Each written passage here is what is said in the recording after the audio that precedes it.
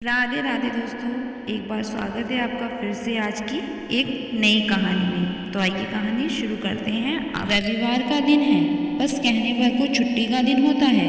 उस दिन तो व्यस्तता और भी बढ़ जाती है। नहाते धोते 1 बजना ही था, तभी उसे अपनी सास शांति देवी और मुदिता के जोर जोर से बातें करने की आवाज़ें सुनाई दी। जरूर आज मुदिता फिर से अपनी सास से लड़कर चली आई होगी। मुदिता उसकी छोटी नंद है, जिसका ससुराल इसी शहर में है। जब भी उसके ससुराल से किसी बात पर कहा सुनी होती है, हाथ में सूटकेस उठाए अपने मायके चली आती है। घर में सबसे छोटी और सबकी लाडली होने के कारण लड़कर आने पर भी उसके गैर जिम्मेदाराना हरकतों के लिए उसे समझाने के बदले शांति देवी बढ़ चढ़कर मुदिता के ससुराल वालों में ढेरों नुक्स निकालती हैं और उन्हें कोसती रहती हैं। फिर लड़ाई का दूसरा अध्याय शुरू होता है।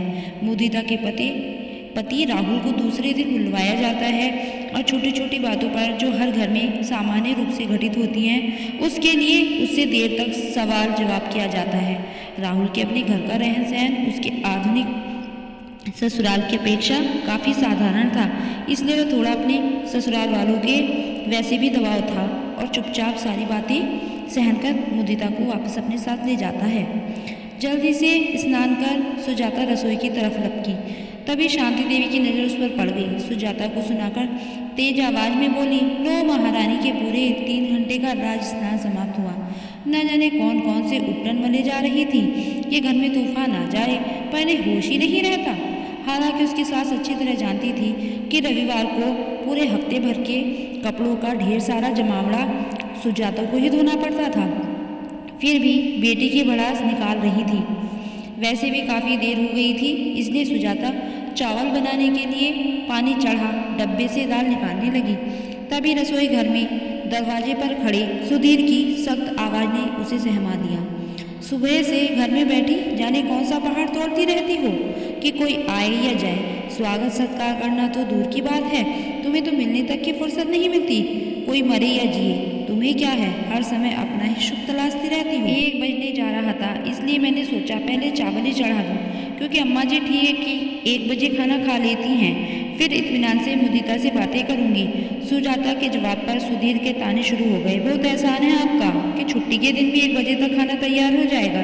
घर में कुल जमा कर 4 जन ही हैं, जिसमें बच्चों को अम्मा ही संभालती हैं, फिर भी दिखाओगी कि दिन भर काम करती ही रहती हो।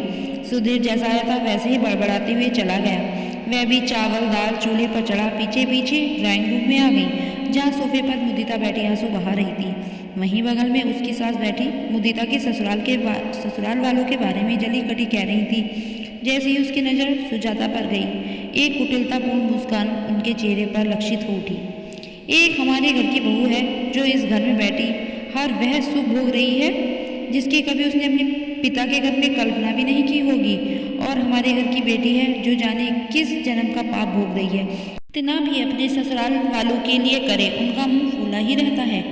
कितना दिया था हम लोगों ने अपनी बेटी के विवाह में, बहू के परिवार वालों की तरह हाथ हिलाते नहीं भेज दिया था, फिर भी हमारी बेटी एक दिन भी चैन से नहीं रह पाती है। सुजाता बात का रुख पलटने के लिए मुदिता से बोली, चाय पियोगी? वैसे खाना भी तैयार हो ही चला है।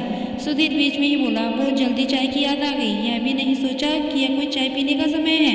पूछ लिया, बड़ी मेहरबानी की। अब जाओ जाकर खाना लगाओ, कब से हम सब भूखे बैठे हैं। सुधीर की बातों से सुजाता का सारा प्रेम, सारी सेवाएं और सारी विनम्रता दरी की दरी रह गई और वह उठकर फिर से रसोई घर में चली गई। उधर इसकी सास का रोना शुरू हो गया।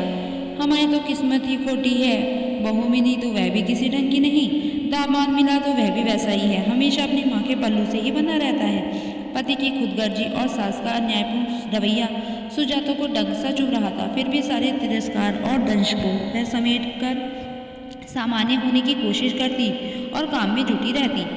हर बार की तरह फ़ोन करके राहुल को बुलवाया गया, पर इस बार राहुल ने आने से साफ इनकार कर दिया। उसका कहना था मुदिता स्वयं ही तो घर छोड़कर गई है, तो स्वयं ही लौट कर आए। बहुत दबाव डालने पर भी वह किसी भी कीमत पर मुदिता को लेने आने के लिए तैयार नहीं हुआ।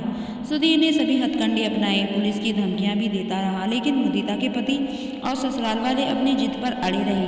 दोनों पक्षों में से कोई भी झुकने को तैयार नहीं हुआ। सुजाता अपनी सास और सुधीर को जिद छोड़ समझौता की सलाह देना चाहती थी, लेकिन वह यह भी अच्छी तरह जानती थी कि उसके बोलने का घर वालों पर कोई असर नहीं होगा। उसकी सास ने घर में कभी उसके ससुर की तो चलने नहीं दी, फिर उसकी क्या बिसात थी। हर एक बात का फैसला शांति देवी ही करती आई थी। बच्चे भी माँ के नक्शे कदम पर चलते हुए कुछ ज़्यादा ही उद्दंड और स्वार्थी हो गए थे। मुदिता भी अपने ससुराल में माँ की तरह सब कुछ अपनी मुट्ठी में करने के लिए हमेशा अपनी सास, नंद और पति से उलझती रहती। छोटी छोटी बातों में भी फ़ोन पर माँ से सलाह लेती और उनके निर्देश के अनुसार घर चलाने की कोशिश करती। जब वह कभी जरा सा बीमार हो जाती तुरंत माँ को टेलीफोन कर देती और उसकी माँ आनन फानन में पहुंचकर मुदिता को अपने साथ घर ले आती। मुदिता के व्यवहार और घर में माँ की दखल अंदाजी से मुदिता का घर टूटने लगा था। सास और पत्नी की हरकतों से राहुल बुरी तरह खींच जाता। अपनी सास की ज़रूरत से ज़्यादा दखल अंदाजी उसे बिल्कुल पसंद नहीं थी। वह मुदिता को समझाने की कोशिश करता तो मुदिता अपना सूटकेस उठाए मायके पहुंच जाती। हर बार किसी न किसी तरह समझौता हो ही जाता, लेकिन इस बार दोनों परिवार अपनी अपनी बात मनवाने के लिए कटिबद्ध थे। यही कारण था कि बात तलाक तक पहुंच गई। घर में इस बात को लेकर हर समय तनाव की स्थिति बनी रहती। घर के लोगों का बढ़ता तनाव गुस्से के रूप में सुजाता पर बरसता। सुधीर का व्यवहार भी अपनी पत्नी के प्रति थोड़ा ज़्यादा ही निर्मम और रुखा हो गया था। हर छोटी बड़ी बात के लिए वह अपनी पत्नी को ही दोषी ठहराता, प्रताड़ित करता। गुस्सा तो वह पहले से ही था, बढ़ता परेशानी से उसे निष्ठुर और अमानवीय भी बना दिया था। एक दिन दाल में नमक तेज हो जाता है। सुधीर इतना क्रोधित हो गया कि सुजाता को गुस्से के मारे इतने जोर से धक्का दिया कि वह सीधे दीवार से जा टकराई और उसके सिर पर गहरी चोट लग गई। सुजाता के सब्र का बांध आज टूट गया था। उसने बहुत तेज आवाज में बोला, सुधीर, हिम्मत कैसे हुई तुम्हारी मेरे ऊपर हाथ उठाने की? बहुत बर्दाश्त कर लिया मैंने, अब और नहीं। इतनी पढ़ी लिखी तो हूँ ही कि अपना और अपने बच्चों का ख्याल रख सकती हूँ। यह मत सोचना कि तुम्हारे ऊपर आश्रित हूँ तो तुम्हारे सारे जुर्म जिंदगी भर सहती रहूँगी। बैठे रहो अपनी माँ की गोद में। अपनी बहन का घर तो तोड़ ही लिया। तुम दोनों भाई बहन ने अपनी माँ की गोद में बैठे बैठे अब अपना घर भी तोड़ लो। जा रही हूँ मैं, कहकर सुजाता दुखी मन से अपने कमरे में चली गई। सिर पर लगी चोट से ज्यादा मन पर लगा प्रहार उसे बेचैन कर रहा था। सुजाता का यह रूप देखकर सुधीर, शांति देवी दोनों हैरान थे और मुदिता उसे आज एहसास हो रहा था कि उसकी जिद से उसका घर तो टूट ही गया, अब उसके भाई भाभी का घर भी टूटने की कगार पर आ चुका है। सुधीर और शांति देवी तो अभी भी अपने घमंड में चूर थे। सुधीर ने जोर से बोला, हाँ हाँ जाओ, 2 दिन में आटे दाल के भाव पता चल ही जाएंगे। आज सुजाता भी चुप रहने वाली नहीं थी। उसने बोला, कुछ भी हो तुम्हारे पास तो लौट कर नहीं आऊँगी, ना ही अपने माँ बाप के कंधों पर बोझ बनने के लिए जाऊँगी, क्योंकि मुझे पता है वह इस उम्र में यह सब नहीं संभाल पाएंगे। बहुत सहली तुम लोगों की हेकड़ी। और सुजाता अपना सामान लेकर घर से निकलने लगी। सुधीर और शांति देवी ने सपने में भी नहीं सोचा था कि सुजाता इस तरह से घर छोड़कर जाने की हिम्मत करेगी। अचानक मुदिता ने सुजाता का हाथ पकड़ लिया और बोली, नहीं भाभी नहीं, मेरी वजह से आप अपना घर मत तोड़ो। आज मुझे अपनी एक एक गलतियां दिख रही हैं। और अपने भाई सुधीर से बोली, भाई घर टूटने का दर्द क्या होता है मुझे समझ में आ गया। गलत भाभी और राहुल नहीं है, गलत मैं और तुम हैं, और साथ में हमारी माँ है जो खुद शुरू से दबंग किस्म की रही हैं। पूरे घर पर अपना वर्चस्व चलाया है और हम दोनों को भी ऐसा ही बना दिया। हम दोनों को अपने रिश्ते बचाने के लिए खुद पहल करनी पड़ेगी। मैं नहीं चाहती कि मेरे साथ साथ तुम्हारा घर भी टूट जाए। भाभी से माफ़ी मांगो भैया। सोच कर देखो क्या नहीं किया है इन्होंने इस घर के लिए, और बदले में क्या मिला? सिर्फ मान। भाभी को रोक लो भैया, नहीं तो जिंदगी भर पछताने के अलावा तुम्हारे हाथ कुछ नहीं आएगा। बस मेरी सहानुभूति से सुजाता की आंखें भर आईं। सुधीर को भी अपनी गलती समझ में आ गई। उसने आगे बढ़कर सुजाता से माफ़ी मांगते हुए उसे रोक लिया। पर शांति देवी, वह तो अभी भी अपने घमंड में चूर थी और बोल रही थी, करो करो दोनों भाई बहन जो करना है, और अपने अपने पति और पत्नी के पीछे तुम ही रहो, कोई इज्जत नहीं रह जाएगी अब तुम दोनों की। सुजाता ने मुदिता से बोला, मेरी मानो तो मुदिता, तुम अपने सारे मान अभिमान को भुला अपने ससुराल लौट जाओ। सिर्फ एक बार पूरी ईमानदारी और धीरज से ससुराल के लोगों के साथ सामंजस्य बैठा जीने की कोशिश करो, सब ठीक हो जाएगा। दूसरे ही दिन बिना किसी को कुछ बताए मुदिता अपने ससुराल चली गई और फ़ोन करके अपनी माँ को बता दिया, यहाँ हर तरह से ठीक हैं, किसी को भी उसके लिए परेशान होने की ज़रूरत नहीं है। एक हफ्ते बाद मुदिता अपने पति के साथ सबसे मिलने मायके आई। दोनों ही काफ़ी खुश नजर आ रहे थे। आते ही राहुल ने अपनी सास और सुधीर से माफ़ी मांगी और सीधे दोनों सुजाता के कमरे में आ गए। कमरे में आती ही मुदिता सुजाता से लिपट गई। भाभी, आपको किन शब्दों में धन्यवाद दूँ, आपने मेरा घर टूटने से बचा लिया। आप नहीं होती तो ज़िंदगी में न जाने मैं कितने कष्ट झेलती, इसका मुझे खुद भी अंदाज़ा नहीं।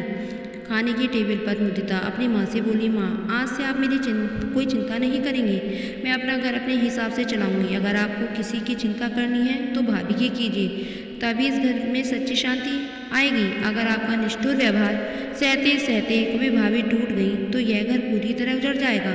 मेरी सास से तो आप आशा रखती हैं कि वे अपनी बेटी को आप अपनी बेटी समझे, आपकी बेटी के अधिकार को समझे, तो फिर इन्हीं बातों से आप भाभी को क्यों वंचित रखती हैं। थोड़ी देर के लिए खाने की टेबल पर शांति छा गई। मुदिता के ससुराल जाते ही शांति देवी सुधीर से बोली, बहू को लेकर आज कहीं घूमने चला जाकर थोड़ा फिल्म वगैरह देख कर आ, बच्चों को मैं संभाल लूँगी और मैं आज खाना खुद बनाऊँगी। आज सच्चे मायने में शांति देवी के बेटे और बेटी का घर बस चुका था, क्योंकि शांति देवी ने खुद में बदलाव कर लिया था। तो दोस्तों, आपको आज की कहानी कैसी लगी? अगर ये कहानी पसंद आई हो तो वीडियो को लाइक करें, शेयर करें, चैनल को सब्सक्राइब जरूर कर दें। जल्द ही मिलते हैं आपको एक नई कहानी के साथ। तब तक अपना और अपनों का रखिए ध्यान। धन्यवाद।